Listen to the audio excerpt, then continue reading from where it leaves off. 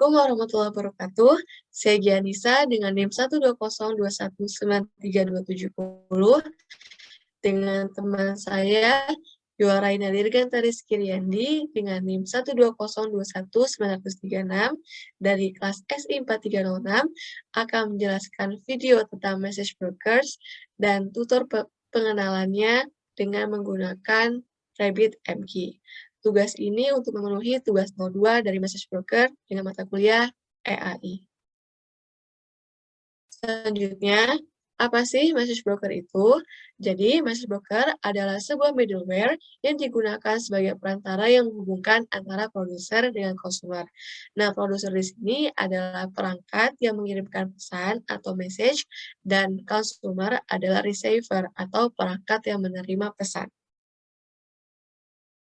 Jadi fungsi dari message broker ini ada 3, yaitu ada mengatur pesan yang dikirimkan oleh produser agar sampai ke consumer. Yang kedua adalah memecah proses pengiriman pesan dari aplikasi. Dan selanjutnya adalah meneruskan pesan sampai ke tujuan. Nah, berikut adalah contoh atau jenis-jenis dari message broker, yaitu pada umumnya ada Apache Kafka, ada IBM AMQ, ada Zero MQ, Tibeco, dan RabbitMQ. Nah, di sini kita akan membahas tentang RabbitMQ. Nah, RabbitMQ sendiri adalah message broker yang menggunakan bahasa pemrograman Erlang. Nah, ini mengirimkan pesan dari yang sudah dikirimkan oleh sender sebelumnya. Jadi, di RabbitMQ ini dapat mengolah pesan dan mengirimkan langsung atau forward langsung ke penerima atau receiver dengan sifat asinkronus. Jadi, asinkronus ini adalah sender atau pengirim, dia tidak perlu menunggu jawaban atau hasil respon apakah pesan yang dikirimkan itu sudah sampai atau belum ke receiver. Nah, selanjutnya ada korelasi teori antara RabbitMQ dengan teori sebelumnya. Jadi di sini kita dapat menganalogikan bahwa RabbitMQ atau message broker itu sebagai sebuah kantor pos dan seorang tukang pos. Jadi kalau di dunia nyata, kita jika ingin mengirimkan surat, kita dapat mengirimkannya ke kantor pos. Nah, di kantor pos itu dia akan mengolah suratnya dan surat tersebut akan dikirimkan oleh tukang pos. Nah, posisi kantor pos dan tukang pos di sini itu sama seperti posisi message broker pada study case ini. Jadi, misalnya sender atau pengirim, dia ingin mengirimkan surat melalui RabbitMQ, dan RabbitMQ itu di sini akan mengolah surat tersebut dan langsung mengirimkannya kepada receiver. Dan di sini keuntungannya, seperti yang telah dijelaskan tadi, jadi pengirim itu nggak perlu menunggu hasil respon atau jawaban dari penerimanya. Jadi nggak perlu apakah sudah sampai atau belum. Gitu. Jadi lawan kata dari sinkronus. Kalau sinkronus itu dia pengirimnya harus menunggu dulu hasil respon atau jawaban apakah pesan yang dikirimkan itu sudah sampai atau belum ke receiver. Nah, sebelum kita ke tutorial demo, kita akan membahas beberapa istilah yang digunakan pada message broker. Yang pertama itu ada produser, yaitu dia program yang mengirimkan pesan. Nah, kalau ada producing juga, itu artinya mengirimkan pesan. Selanjutnya adalah queue, yaitu bisa diartikan sebagai antrian. Jadi di message broker itu banyak produser bisa mengirimkan banyak pesan ke satu antrian, dan banyak konsumer juga dapat menerima data dari satu antrian tersebut. Kemudian yang ketiga yaitu adalah consuming, yaitu artinya menerima. Jadi selain menerima, ada konsumer juga yang menerima secara istilahnya, secara sederhananya. Namun secara lebih kompleksnya, konsumer itu dia program penunggu penerimaan pesan atau program yang menerima pesan. Baik, sekian untuk teorinya. Selanjutnya adalah tutorial demo untuk message broker ini menggunakan RabbitMQ yang akan dijelaskan oleh teman saya, Yoraina. Oke, baik. Di sini saya Yuaraina akan mendemokan RabbitMQ ini menggunakan bahasa pemrograman yang sudah familiar ya kita dengar, yaitu Python gitu. Yang Python yang saya gunakan ini adalah Python versi 3.8.1. Oke, mungkin langsung aja ya. Oke, nah sebelum kita menuju gimana cara membuat RabbitMQ ini berjalan? Nah, pastinya teman-teman harus mendownload RabbitMQ-nya terlebih dahulu dengan membuka website RabbitMQ. Nah, yang ini nih teman-teman. Dan di sini itu udah banyak ya info-infonya sampai info community-nya. Nah, tapi kita di sini mulai mendownloadnya terlebih dahulu dengan mengklik download installation. Nah, di instalasi ini sesuai dengan OS komputer teman-teman yang saat ini digunakan. Nah, misalnya kalau teman-teman itu pakai Linux, teman-teman bisa pakai link yang ini, kemudian kalau Windows, teman-teman bisa pakai link yang ini, serta untuk macOS juga pakai link yang ini. Nah, kalau saya sendiri, saya menggunakan Windows 10. Jadi, saya pakai link yang ini, tetapi ini ada 2 link, saya pakai yang Chocolatey. Kita langsung pencet aja. Oke, nah untuk link yang Chocolatey ini, di sini kita mendownloadnya menggunakan link yang ini, teman-teman. Kemudian, jangan lupa teman-teman untuk mendownload Erlang-nya. Pakai link yang ini, teman-teman. Nah, kalau misalnya teman-teman udah download, teman-teman nanti buka hasil installation-nya, itu ada yang seperti ini yang RabbitMQ, kemudian yang OTP. Nah, file yang OTP ini nih, teman-teman. Nah, ini Erlang-nya, yaitu yang sudah teman saya jelaskan sebelumnya, yaitu Erlang adalah bahasa yang mendukung RabbitMQ-nya sendiri. Oke, kita balik lagi. Karena kita menggunakan bahasa pemrograman Pika, maksudnya karena kita menggunakan bahasa pemrograman Python, pastinya kita butuh library bernama Pika. Nah, Pika ini sebuah library yang mendukung RabbitMQ-nya sendiri. Nah, Pika ini dapat diinstal di command prompt nih, teman-teman. Nah, teman-teman bisa buka aja command prompt, terus ketikin aja pip install Pika. Nah, karena saya sudah menginstal sebelumnya nih teman-teman, jadinya di sini filenya udah ada ya. Nah, kalau misalnya belum, ditunggu sampai selesai ya teman-teman.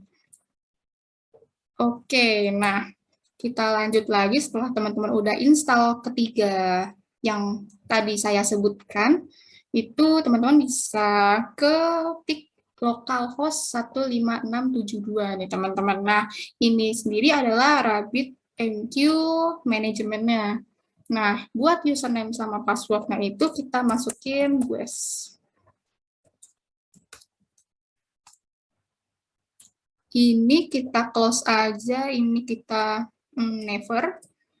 Nah, kemudian di RabbitMQ-nya sendiri ini ada tab overview ya teman-teman, di mana di sini bakal terlihat proses ya nantinya kalau misalnya si message ini bakal dikirim dan diterima. Nah, kemudian untuk tab yang Q ini adalah semacam antriannya dari message yang dikirim. Nah, karena sebelumnya saya udah mencoba nih teman-teman buat menjalankan queue-nya. Nah, jadinya ini udah ada ya teman-teman, udah ada tabelnya. Nah, kalau misalnya teman-teman masih baru banget download dan belum mencoba, itu kosong di queue-nya. Jadi teman-teman nggak perlu khawatir di sini kenapa saya udah ada gitu. Kita lihat lagi. Di sini itu message-nya ready-nya masih 0 nih teman-teman. Kenapa? Ya karena di sini tidak ada antrian message-nya nih teman-teman. Nah, kalau misalnya ready-nya menjadi 1, angka 1 itu berarti message-nya udah dikirim tetapi belum diterima nih teman-teman. Jadi dia masih nunggu gitu, masih ngegantung. Nah, biar nggak penasaran lagi, kita langsung ke source code-nya. Source code-nya di sini saya membuat 2 file, ada file buat send, kemudian ada file buat receive atau menerima message-nya itu. Kemudian di file send ini kita tidak lupa untuk mengimportkan library yang tadi kita udah download di comment prompt itu library Pika, import Pika ya teman-teman. Kemudian kita bikin koneksinya nih teman-teman, connection.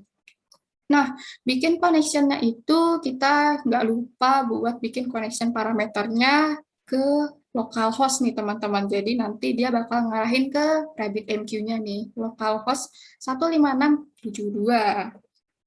Nah, setelah itu kita bakal mendeklar si queue-nya nih teman-teman. Nah, queue-nya yang di sini adalah hello namanya. Nah, kalau misalnya teman-teman mau ganti, itu bisa aja Arin nih. Kalau misalnya namanya Arin, mungkin queue-nya di sini karena belum ada ya, teman-teman Arin.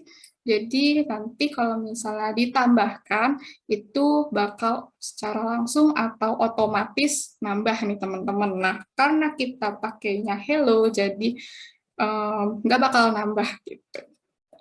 Nah, lanjut lagi. Untuk selanjutnya di sini teman-teman juga bisa menginputkan hardcode nih teman-teman. Nah, tapi karena kita pengen fleksibel menuliskan apa saja yang pengen kita sampaikan nih message-nya, jadi kita bisa nulis apa aja gitu teman-teman. Nah, kalau misalnya dia berupa hardcode, mungkin kodenya akan seperti ini teman-teman.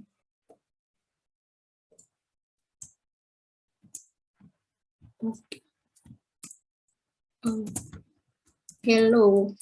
Nah, mungkin dia bakal seperti ini nih teman-teman buat kodenya. Tetapi karena kita pengen nge-inputin secara manual nih teman-teman, kan yang tadi custom-nya, jadinya kita perlu kode input nih teman-teman buat masukin si message-nya nih. Oke, nah lanjut lagi buat file yang receive, di mana menerima, itu kita di sini taruh library Pika, kemudian ada sistem juga, ada OS juga nih teman-teman. Nah, di sini juga ada dev main. Nah, di sini juga hampir sama ya teman-teman, kita bikin connection, terus kita ngarahin nih queue-nya mau kemana nih queue-nya, karena kita mau ke hello, jadi kita ya udah ke hello gitu. Kemudian kita manggil gitu, manggil, menerima gitu, receive. Nanti hasilnya itu apa? Hasilnya message yang tadi kita tulis gitu. Kemudian di sini juga kalau misalnya nih teman-teman fail nih buat masuk message-nya, nah nanti bakal ke kode yang ini nih teman-teman, yang if. Kenapa? Pasti teman-teman juga udah pernah belajar kan semester sebelumnya Python di mana ada try dan exception nih. Nah, nanti mereka bakal masuk ke sini, nanti bakal mencoba dulu ke arah main yang div ini, kemudian nanti dia bakal menjalankan exception bernama keyboard interrupt nih teman-teman. Nah, nanti dia bakal ngeprint kata-kata interrupt. Kemudian nanti dia bakal nyoba lagi sys untuk langsung keluar exit.